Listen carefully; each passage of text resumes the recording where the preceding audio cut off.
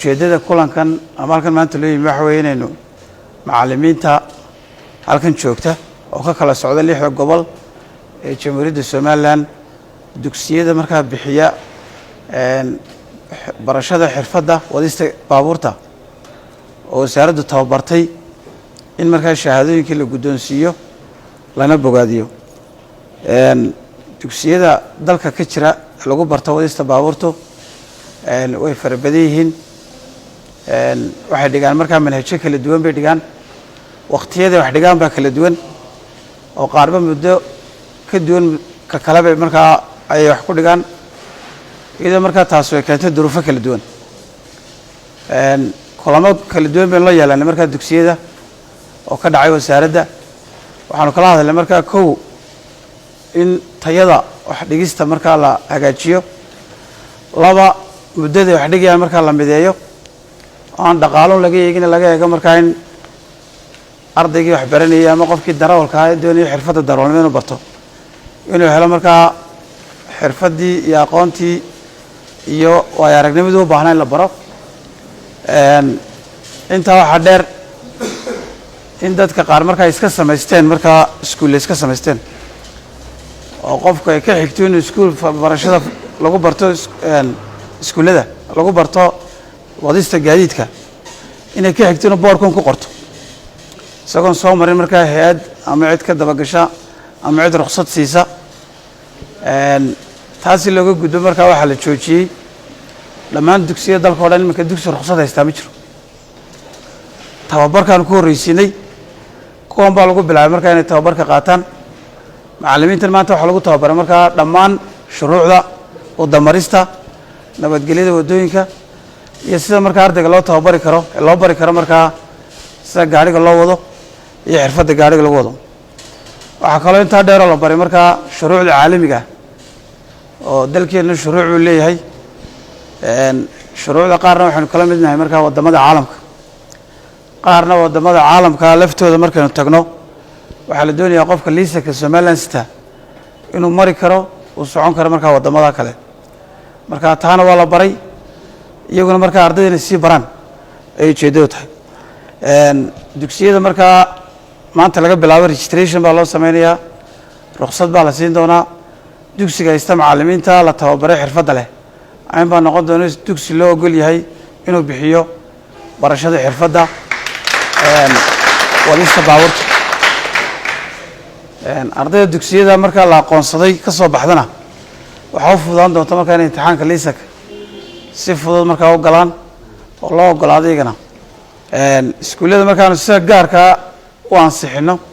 ee tayadooda la ilaaliyo marka dambe waxaa iman doonta in lagaba daayo inay imtixaan maraan oo iskuulka aan danaynayn dhaqaale ay danaynayaan markaa ardaygu inuu xirfaddii barto waayo waxaan qofka la baraya waxa weeyaan wixii naftiisana badbaadin lahaa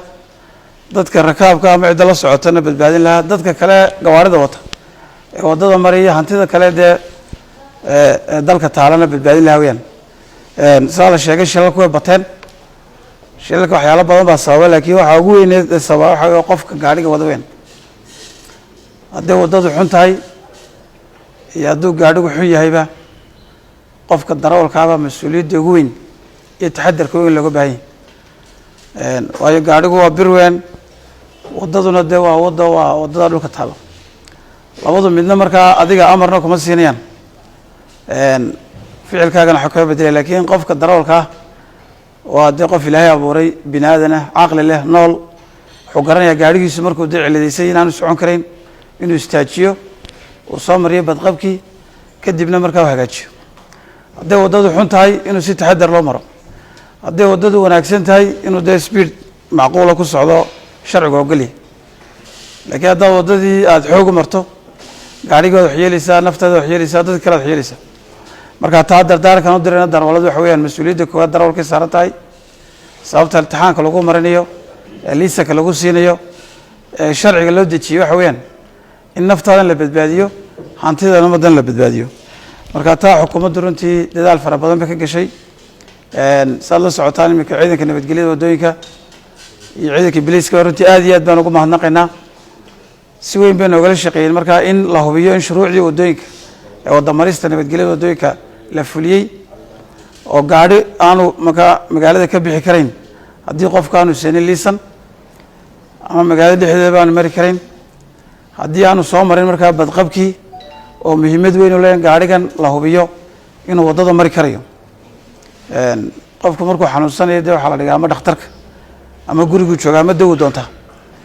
gaarigaaga hadduu ciladaysan yahay ood ciladii ku kaxaysato micnaheedu waxa weeye waxaa qof ugu talagalay naftiisa inuu haligaata marka laba dembi baad ku jirtaa in dee aad naftaadina haligtay dadkan aad haligtay marka ummaddu waa lagaa qabanaya haddii adigoo damiirkaagu iyo caqligaaga kusii waaya inaad sharciga markaa u hoggaansato marka taa badqabka waxaan ku baraarujineynaa dhammaan gaadiidka inay maraan badqabka maraan oo iyagoo gaarigooda la hubiyey ay kadibna markaa waddada maraan ciidamada nabadgelya waddooyinkana mar labaad waxaan ka codsanaa in sidaa usii xoojiyaan markaa noola sii xoojiyaan gobollada iyo degmooyinka dalka oo dhan dugsiyadan aad iyo aad baan runtii aan u wada hadalay maayarada iyo dowladaha hoose degmooyinka dalka waxaan runtii ka codsanaynaa iskuullada in la siiyo meel marka ay ku bixiyaan tababarka ay doonayaan meelaha wali tababar ku bixin jireen garoomo iyo waxbay ahaayeen garoomada inta badan kubad baa lagu ciyaaraa mar waxaa dhacda dad iska caadiyo aan iskuulba ka socono iyagu laftoodu inay gaari bartaan doonaya ayaa imanaya markaa garoonkii deetana waxaa imanaysa markaa in ardaygii wax la baraya iskuul ka socday iyo qofkii caadiga isagoo gaariga iska baranaya iska socday inay markaa dee halkaa uu mushkilada ka timaado marka si deegaan ku habboon ay u helaan xogeyo dowladda hoose aan la jooga dowladda hoose hargeysayda guddoomiyaha markaa dowladaha hoose dalka fariinteena maayarkana gaadhsiiyo maayarada kalena gaadhsiiyaan baanu jecel lahay iskuullada la siiyo meelo ku habboon si arday tayo leh noogu soo baxdo ugu dambeyn kolley wasiirkii baa inala jooga halkan markaa maanta wasaaradda wasiirkaa ku dhawaaqi doono amarada cusub ee la soo rogayo waqtiga dhaqangalka noqonayo inaan dib dambe markaa gaadhi bilaa beel qof aan beelka suunka xidhanin aanu waddada mari doonin markaa wasiirkaa noogu dhawaaqi doona waxaa kaloo jira markaa hadduu halkan yaallaan jecel halkan la keeno first aid kit loogu talagalay markaa gawaari kasta inuu markaa la hubiyo inuu saarnaado oo lagu bilaabi doono imika markaa gawaarida dowladda ay waajibtay markaa gaari kasta oo dowladeed in qalabkaa yare first aid kitku saarnaado si haddii shil yaroo fudud dhaco uu qofku markaa isku wixii gargaarka degdeg ahaa markaa kan waa sambal gawaarida kale xamuulka qaada ayaa iyaguna waajib ku noqonaysaa awaamiirtaasoo dhan kale wasiirka inoo sheegi doona laakiin keliya fariinta halkan doonaya shacabkii dadweynaha ku dirna wax weeyaan sababta liisanka loo adkeynayo sababta iskuullada loo furayo sababta waxaasoo loo marayo waxa weeye waa badbaadada qofka iyo nafta horta taa inaan isla fahnaa wanaagsan waxaan ognahay markaa dadka qaar oo inay iskuullada intay yimaadaan yidhaahdaan lacagtaanu bixinaynaaye shahaadana siiya iskuullada arrinkaa aad baana ka wada hadalay iskuulka shahaado iska bixiya isna ruqsaddaa markaa lagala noqon doonaa ma noqon doono dee iskuul dadkana waxaan oga digaynaa inaad wax barato shuruucda waddooyinka aday ku anfacaysa iminka somalilan meelo badan waddooyinkeena waa la casriyey calaamadii waa loo sameeyey inta hadhana waa loo sii wada samayn doonaa haddii aanad garanaynba calaamadda maalin kasta dee sharcigaad khilaafi doontaa tanan ganaax baa kugu dhici doona shil baad geli doontaa cid kalead wax yeeli doontaa haddaad caalamka kala tagtana dee waxa weeye lafteeda waa jaahilnimo dambe iyo mushkilad dambea markaa kuga soo dhici doonta liisankeena maanta sharaf buu leeyahay shalay waxaa la soo hadlayay markaa muwaadin reer somalilan ah oo ingiriiska jooga oo ingiriiska odagtiino imtixaanka liisanka sida loo gala aad buu adagay isagu markuu u tegey oo liisankeena tusay dhammaan wixii shuruudo lagu xidhayay qofka markaa waa laga daayay keliya waxaa la yidhi soo caddee liisankanaad seeto iyo baasaboorkaaga